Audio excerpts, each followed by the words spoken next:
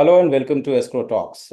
Today we have with us Aman Dalal. Aman is a seasoned banking professional and a certified CA with around 25 years of experience into banking across multiple banks, ICICI, Stancy, RBS, HSBC, and IDFC. Aman currently leads business for IDFC CMS and corporate liability group. Welcome, Aman, to Escrow Talks. We'll start with our first round of questions, which is about knowing you in a better manner. So, if you could talk more about your journey so far. My journey has been, roughly about more than a decade, 2 decades actually, where I have been into corporate digital solutions largely, and most of my stint in it used to be in the foreign banks where we were looking at.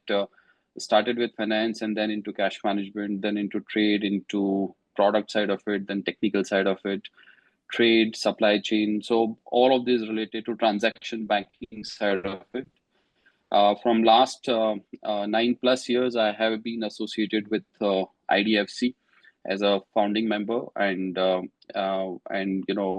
can say right from nuts and bolts when it got converted into a bank. I have been privileged as part of this journey with IDFC Bank, and currently I'm looking at the overall corporate liability as well as the cash management piece for the bank currently. That's how my journey has been. Perfect. IDFC of late, so I've been going through the annual records, and you have given run for money to a lot of startups. The way I think the growth trajectory has been in the last 5 years. Just to put some numbers for our viewers' reference, I think deposits have increased at a CAGR of 36%. Profits have increased around at a CAGR of 26%, 28%, sorry. And CASA ratio has increased almost to 47.25 ratio. PAT has gone up by almost, it's now around 3,000 crores. And your capital adequacy ratio is somewhere around 16%. So I think brilliant stuff, what IDFC has been able to pull in the last 5 years. With this kind of growth that you've seen in last 5 years, how does the next 5 year look like from your perspective, from your lens? And how does IDFC want to entail, this journey going forward? See, I'll tell you, Amit, I think technology certainly has played a very, very big role in what we have been trying to achieve in the last 5 years. And that certainly is going to be the focus area for us for the next 5 years and going forward as well. But I think conceptually, 2, 3 things which we have tried to focus upon, and that is resulting into what the numbers are talking about. I think one is the customer experience becomes very, very important. Customer is actually the king, and which is where we have been focusing quite a lot in terms of where technology can help us in building a superior customer experience for our customers, and be it a retail customer, be it a corporate customer. I mean, that's one key area where we have been focusing upon, and quite a lot of our time when we create any new product, the journeys which are required for customers is where we focus a lot. Equal importance is also being actually given in terms of internal workflows which are required. And when I say internal workflows, it is not only from a system point of view, but also in terms of the number of hops internally into various departments it needs to go through. So we try and see that the maximum automation activities which we can do, not only from an external, but also an internal point of view, is being focused upon. And that is what results into what customer finally says that, yes, he is happy with what the solutions which IDFC is bringing onto play. I think that is one key positioning which will continue from a future point of view as well. I think the second piece where we really want to focus, and we have started focusing upon, is related to the data analytics part of it, because over a period of time, there is, whether it is a retail piece or whether it's a corporate piece, there is enough and more kind of transaction flow which has started happening with IDFC, and more we are able to understand the patterns from the data which we are able to generate internally, and basis that, if we are able to create a curated offers for our customers so that they are able to understand what is it which the bank can bring onto the table for them, is what the second piece of activity which we have been focusing upon, and which will focus more on that.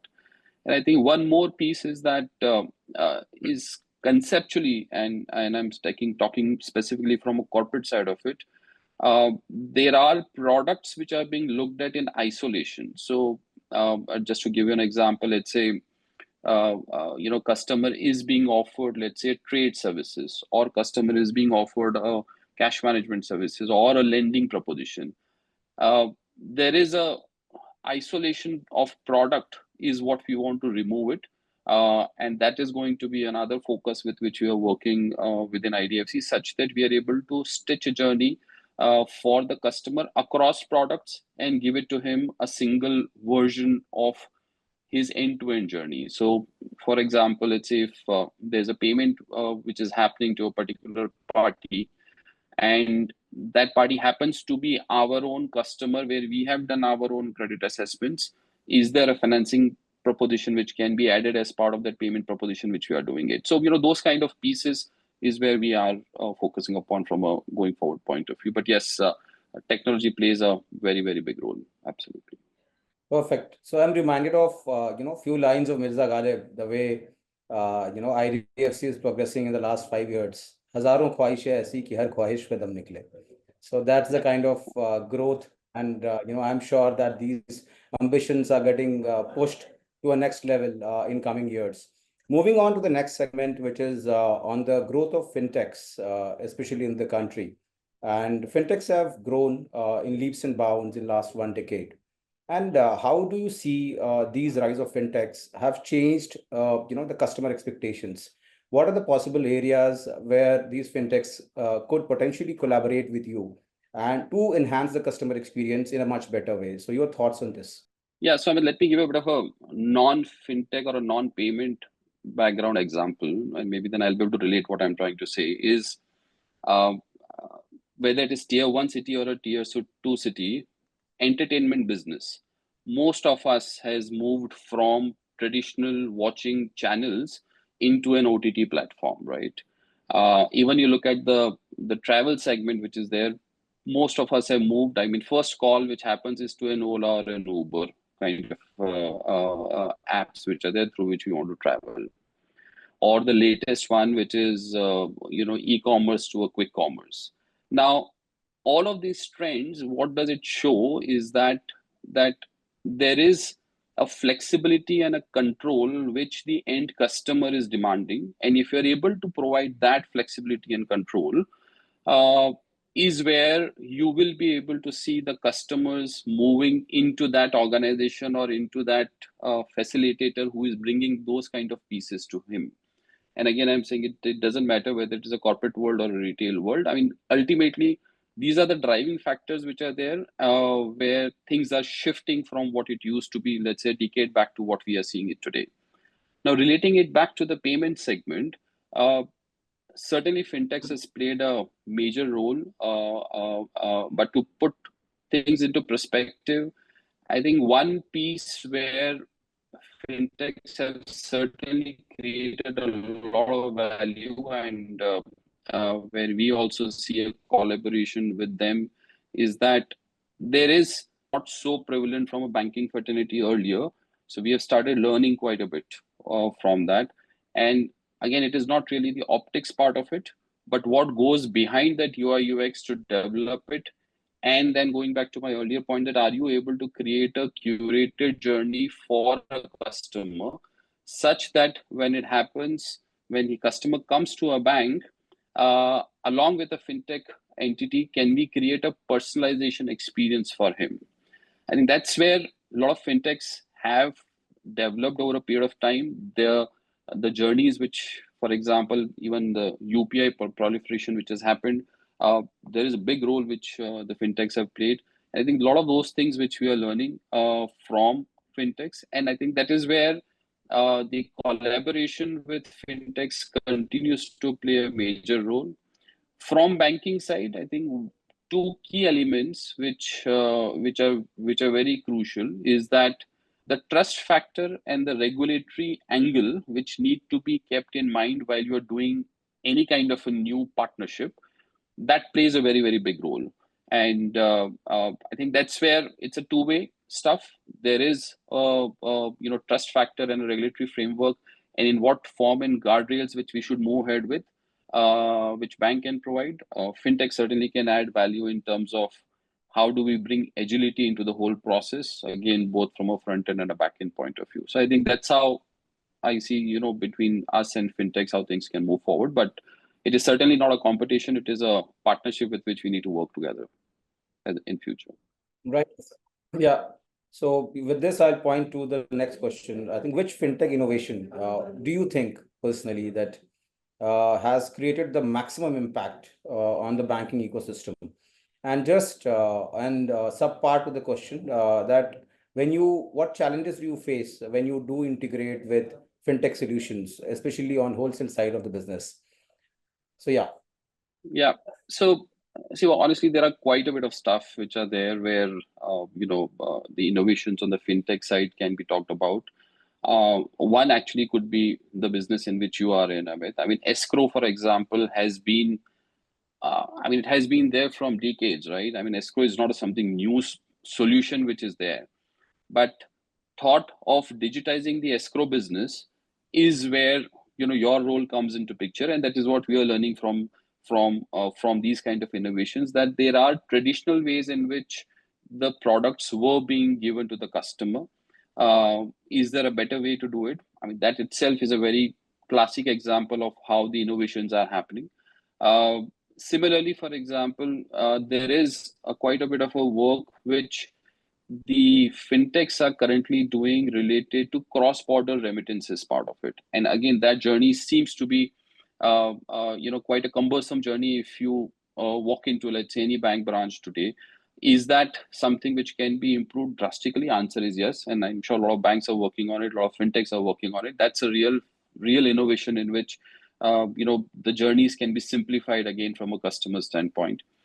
I think in terms of challenges when we integrate from a wholesale or a corporate banking point of view with fintechs, I think let me divide that into three parts of it. One piece, which is, as I mentioned earlier, is that there is a regulatory framework which is becoming more and more demanding, and which is good for the overall ecosystem of finance, which is there.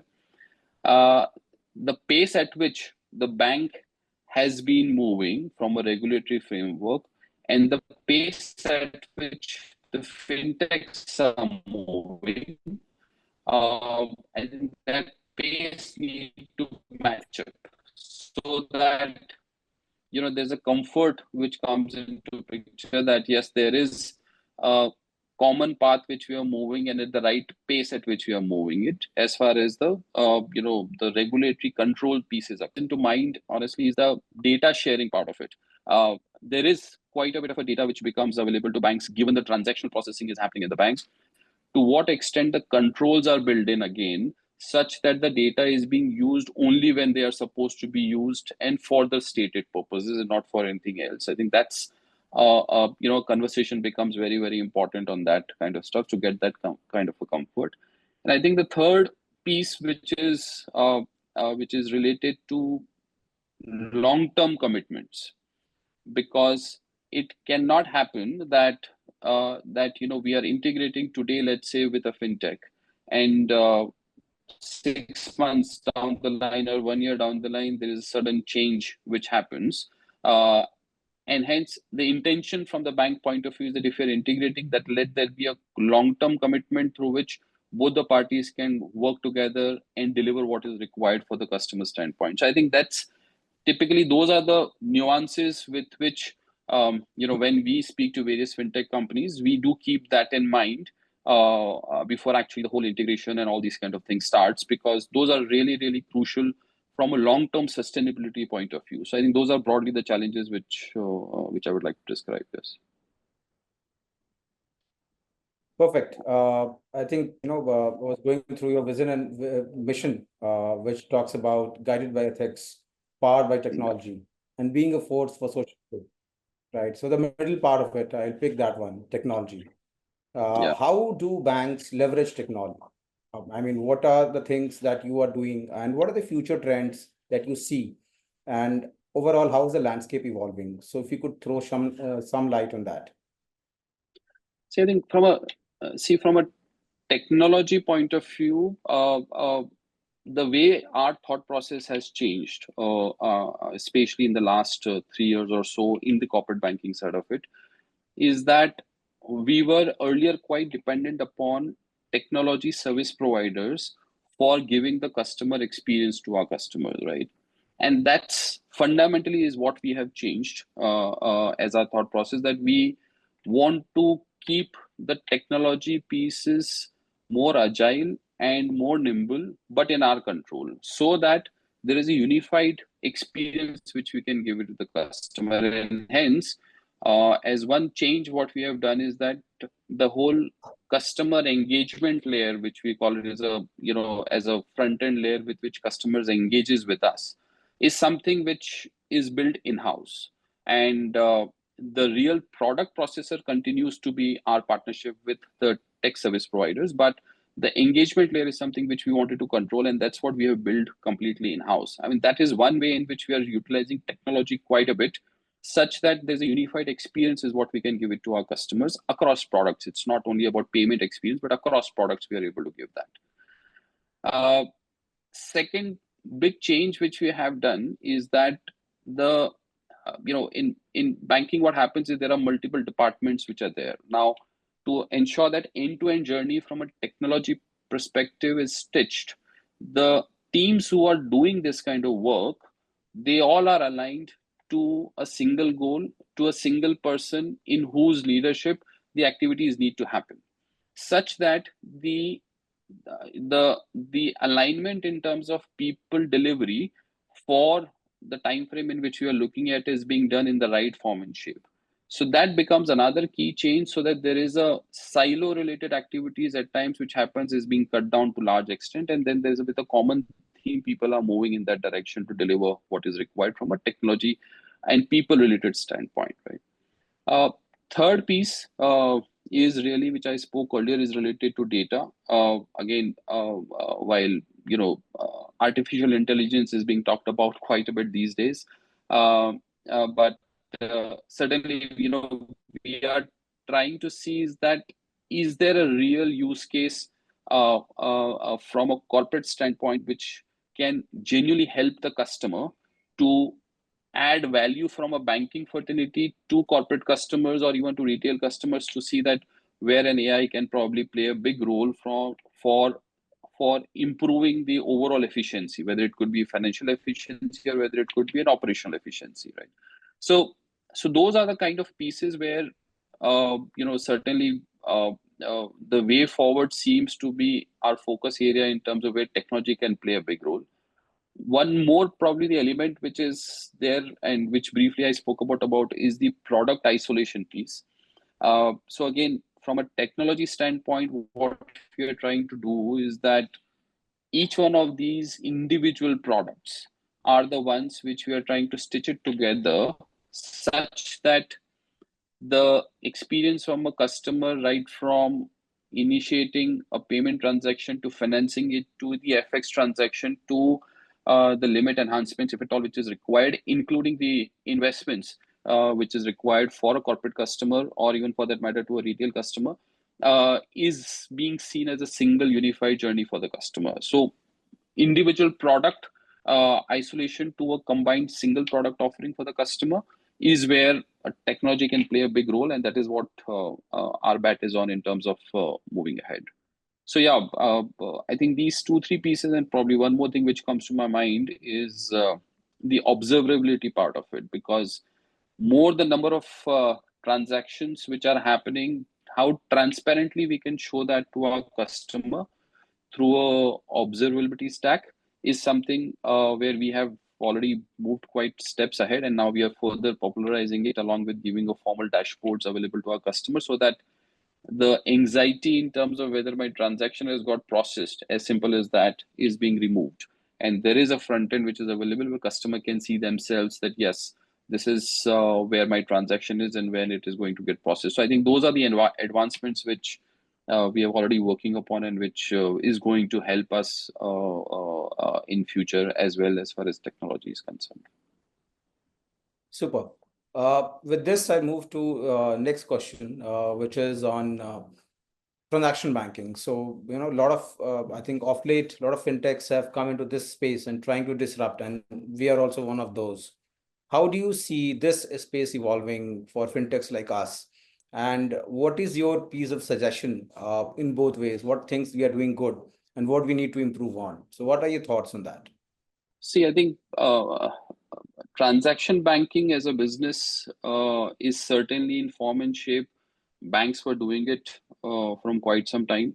Digitization has helped quite a bit because even if I talk about IDFC, when we started in 2015 in transaction banking space, probably about 70 to 75% used to be our physical volumes, and then 20-25% used to be our digital volumes.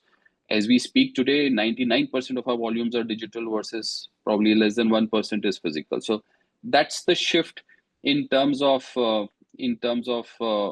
digital volumes, which has increased. Now, the role which transaction banking fintech entities, including you and other players who are doing it, is that there is a certain amount of uh, customer convenience which you are able to bring in because you are able to connect with multiple banks and then provide a unified multi-bank view to a corporate customer or even to a retail customer. That certainly is a good value addition as far as customer is concerned. And I think that is where the banks should start looking at it. Is there a way we can partner with such kind of innovations within the transaction banking space with the fintechs such that the experience becomes much better? Again, today, for example, if a customer wants to move money from a particular A bank to a particular B, answer is no. But can fintechs play that role? Answer is yes. Is there a play in which fintech and bank can play together a role in this? Answer is yes. I think that is where those kind of collaborations will become much more helpful to grow both fintechs as well as the banking fraternity as far as the transaction banking space is concerned.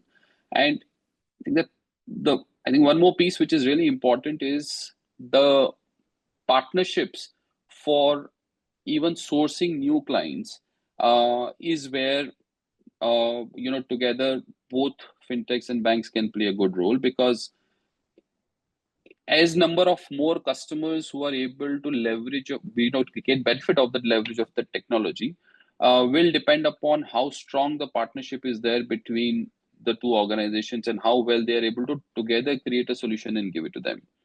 As a bank, I can't develop everything, whatever is available with, let's say, with fintechs. And same is the case with fintechs as well. And I think that's where, depending upon each bank's what kind of the technology roadmap which is there, accordingly, a partnership along with fintechs can certainly help where things can move forward.